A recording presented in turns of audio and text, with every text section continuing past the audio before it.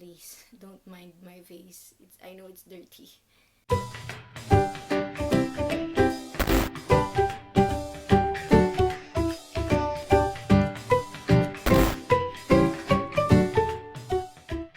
This is going to be about my soon-to-be eyelash extensions.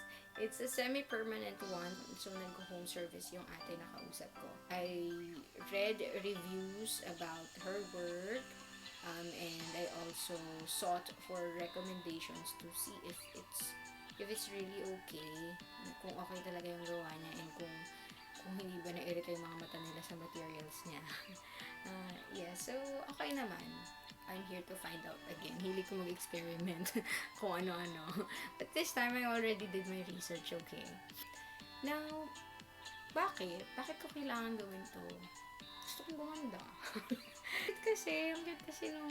well, I think long naman yung eyelashes ko, I think. And I think they are thick enough naman. It's just that whenever I use eyelash curler, talaga may effect. Tinry ko na yung i-blow dry muna siya. Wala talaga.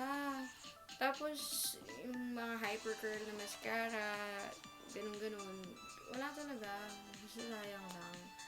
So, tinry ko before na magpa-eyelash extensions. And it was really pretty. Yeah. Kaya lang, I paid for like 2,000 pesos ba? And, they said na it will last for 3 to 5 months. I believe it's true naman kung maalaga ka, kasi sinabi naman nila sa akin, depende sa pag-iingat ko.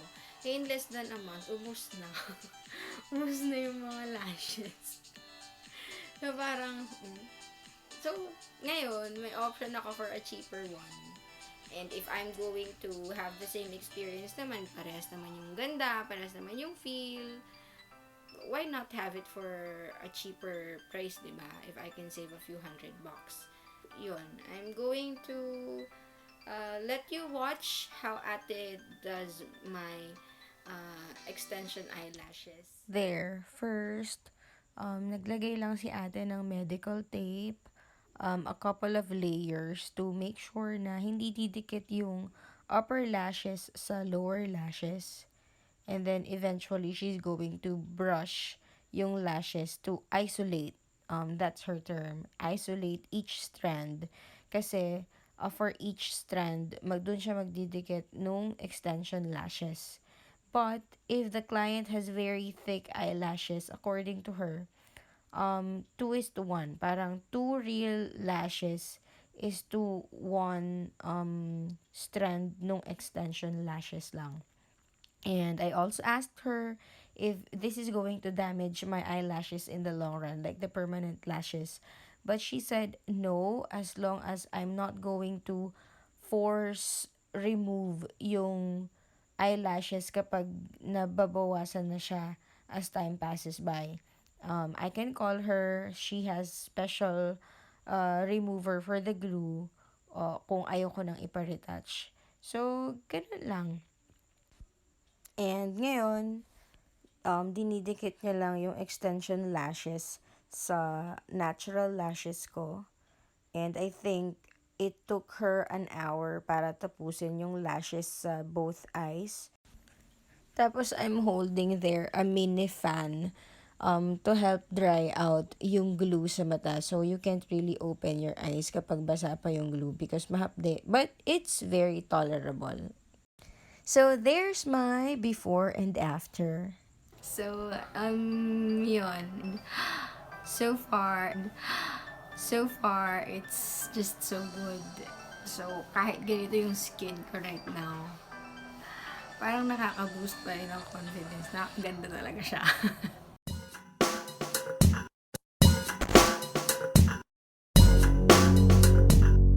And imagine yung natipid ko na 1,700 pesos. So, pangbayad din sa therapy ni mama. And, yeah, I will observe, sabi niya, 3 to 5 weeks before kailangan niya ng retouch. And if it really lasts ng 3 to 5 weeks, then for sure sa kanya ako magpapa-retouch din. I like her. I really like her kasi may mga care instructions siya when it comes to, you know, how you will be able to make your extension lashes last longer. So, sabi niya, within 12 hours, pagkalagay nitong extension eyelashes, huwag mo muna babasain. So, what I did, yung cheeks ko lang ang winosh ko kagabi, tapos wet wipes na lang sa forehead, pati kanina umaga, until naligo ako around noon. Tsaka ko lang hinugasan yung face ko.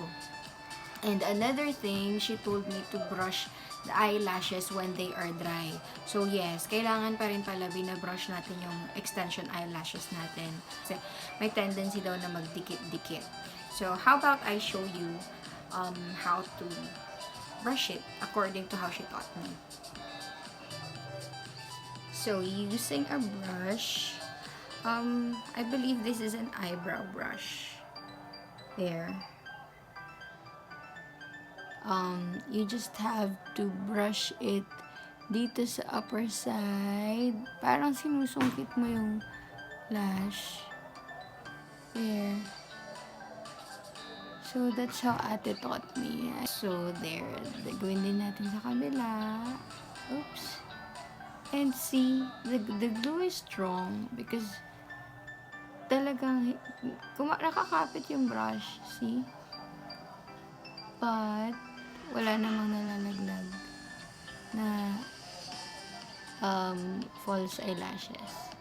Masabit lang siya, pero hindi naman siya natatanggal. And I don't feel pain. So, yeah, that's what ate said para sa brushing. And, don't forget, after taking a bath, gagawin nyo lang siya kapag totally dry na yung extension lashes niya.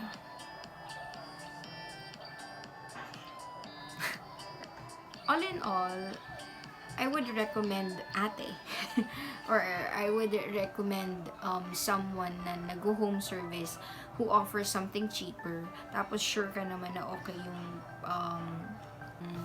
gamit niya, yung lashes niya. Tsaka, actually, it has been a better experience pa nga because my first time to have extension lashes, sa salon ang gumawa, and then yung beautician, first, walang mga care instructions, walang mga care tips, and mas mahapdi yung glue na gamit nila. So, yeah. Tapos, mas kakaunti yung nailagay before na extension eyelashes. Mas makapal na yun. And see, for a way cheaper price. So, it's really a win-win. And additional pa dun, you get to have it in the comfort of your own home. Kasi hindi talaga ako outgoing na tao. If I can have it done here at home, I would rather have it done here at home. Really. And yun nga, I got these lashes for only 400 pesos. Actually, ang singil lang ni ate is 299. And then, because it's home service, nag-charge siya ng additional 50. And then, bigay ko na yung 50, diba? Kasi satisfied ka naman. And ang laki na ng natipid mo compared kung sa salon ka magpapagawa. And yun. Wala naman akong nararamdaman na anything sa eyes ko. Actually, yung first time ko, when I tried to do this sa mata ko, parang ang higpit-higpit ng glue. Parang may masakit. But, this time, no. Parang, mafe-feel mo lang na naka-extension lashes ka. Because, you can see the extension. Unlike pag maiksi kasi diba yung lashes natin, hindi mo bulak makita. Bulak makita. But right now, yeah, I can see it. Parang may mga dots. But it's not sagabal naman. So it has been a very good experience. And I'm going to leave Ate's Facebook down below so that people from San Jose can contact her as well. If she's really good and she's really nice and very punctual. Yung sinabi kong yung time na kailangan niya nandito, she really was here on that time. So, yun. And thank you so much for watching this vlog. So, I hope you learned something from this. Yung mga beautician dyan who would like to learn additional skills, which is yun nga, paglalagay ng eyelash extensions. Sana nakatulong sa inyo yung video. And buti naman, pumayag si Ado na i-film ko yung paggawa niya sa eyelashes ko. And there you have it. So, comment down below if you have any questions regarding this whole thing. And please don't forget to like and subscribe to my channel. So, I will see you on the next one. Cheers!